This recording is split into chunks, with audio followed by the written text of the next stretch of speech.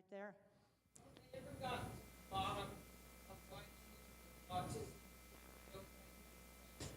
Why children with autism don't like to be touched. There's something wrong in the nervous system that turns the volume control of the senses up. You know, when I was a little kid, certain loud noises, it just hurt. You know, being hugged, it was like too much stimulation. And there's still things about this that are not understood. My number one research priority in autism is sensory, because people with severe sensory, and they can be smart, even computer programmer people, can have sensory problems so bad that they can't tolerate a normal office. They're living in a dark house because of, light sensitivity or sound sensitivity. And these sensory issues can be extremely debilitating.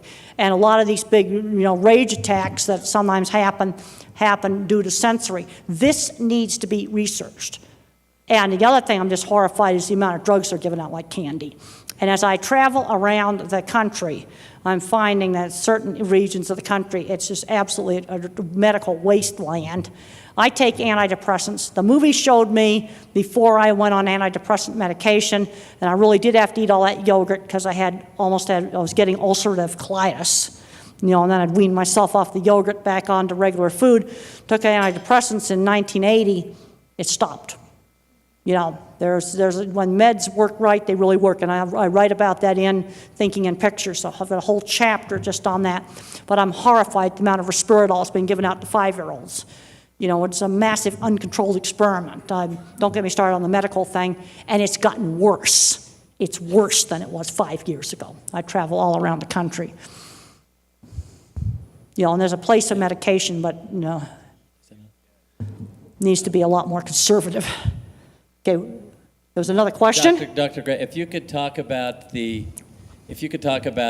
biggest break or the most positive event that happened to you in your industrial design career. Industrial design career?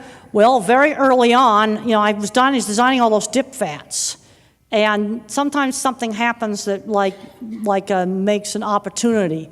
The scabies mite came into Arizona, and the feed yards in Arizona, this would have been early 70s, like 75. And the feed yards now had to build all these dip vats. They were required by the USDA. I got to design 75% of them. Boy, it was just like instant work. And I got one built that was really good. The other feed yards liked it. And the thing in the movie where they put the metal plate in there, that actually did happen. Actually did drown those cattle. We did go back and get it fixed. And then when the other feed yards saw it was fixed, all the other feed yards had to have one too. That put my business on the map. And the cattle magazines actually did come in and see it. That wasn't very nice for the cattle that happened.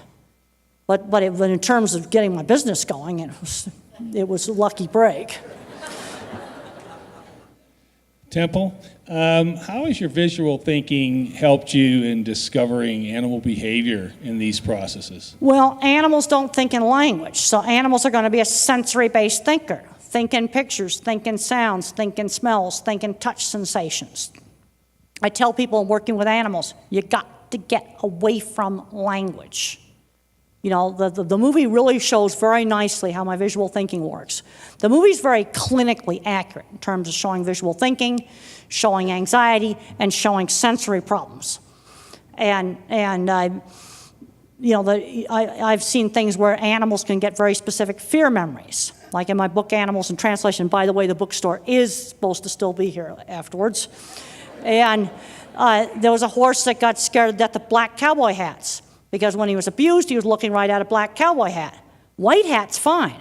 But you see, a white hat's a different picture than a black hat. A man on a horse and a man on the ground.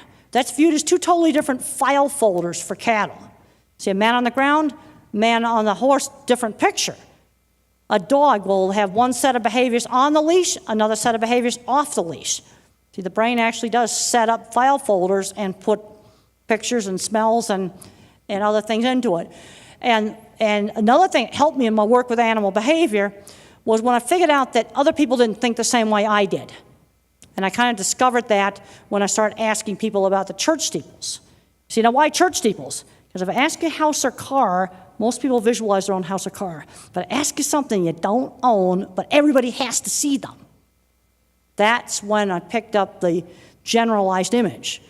Okay, research now knows where that generalized image is. It comes out of the association cortex of the brain rather than the primary picture files. Most people think out of the association cortex rather than I'm digging down all the way down to the primary files. So my concept of what a steeple is a whole bunch of pictures that come up like this, put them in the steeple folder. Then there's some other pictures that go in the cell phone tower folder, like weird fake silos, fake trays, plain old regular ugly cell phone towers. Hi, Temple. The fake windmill thing, they got that one on the way to the airport. The silo, the windmill, we don't have the fake tree. Okay, that's all. Okay, way there in the back. Hi, Temple. How can nurses and other healthcare workers better advocate for their patients with autism? Well, biggest problems, I think that's sort of a very generalized kind of question, but medical issues, medical procedures can be really scary. I hated getting shots. One thing is no surprises. The dentist can really be a big problem. Let the child go to the dentist when it's not busy and sit in the chair. Listen to some of the tools. Surprises cause panic. You don't want to spring a surprise on them. Doctor did that with me and said, look out the window, look at the pretty birdie, and whammo, I got a shot. And I was throwing a big one.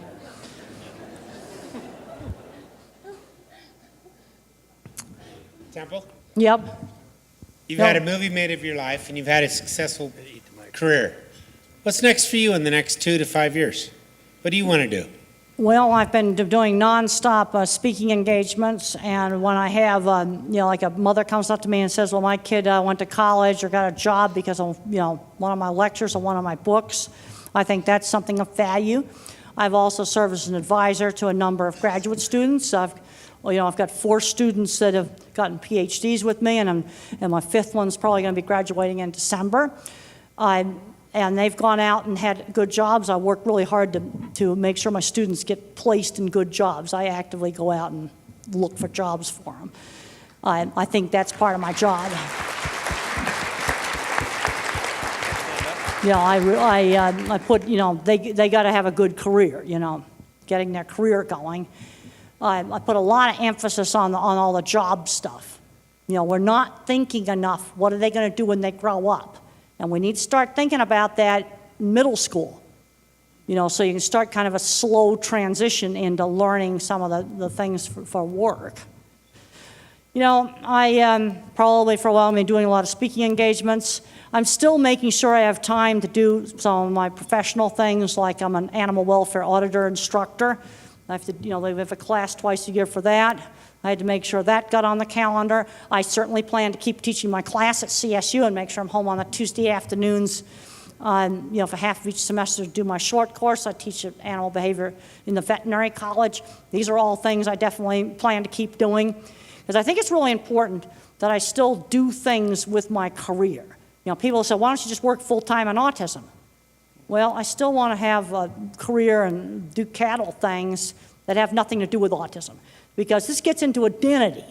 I'm seeing some young autistic kids getting so hung up on being autistic that that's become their fixation. Well, my fixation was all my, cattle stuff, and that's something that turned into a career. And it bothers me a little bit to see a 10-year-old come up to me at a conference, wants to tell me all about his autism. I'd rather have him tell me about his science project, or some poetry he wrote, or how he can play a musical instrument, or something like that. Something that he can turn into a career. I'm seeing too many of the smart, geeky kids on the high end of the spectrum that ought to be working in Silicon Valley, not going down the right route. And that really concerns me. My science teacher really got me turned around, but I'm also realizing that my 50s upbringing had a lot to do with it too, because some of the problems I'm seeing today, like not getting to work on time, I didn't have that problem. I had a lot of problems in college with the dorm. I got stuck in a room with 2 roommates. 3 girls in a room, that was horrible. Couldn't sleep, couldn't study. That's not going to work. But once I had decided that I was going to go to school and I was going to study, I got to class on time and I got my homework turned in. High school, I took care of the horses, but I didn't care about studying. But I was learning some valuable work skills. You know what? I'd get to class on time and sit through it.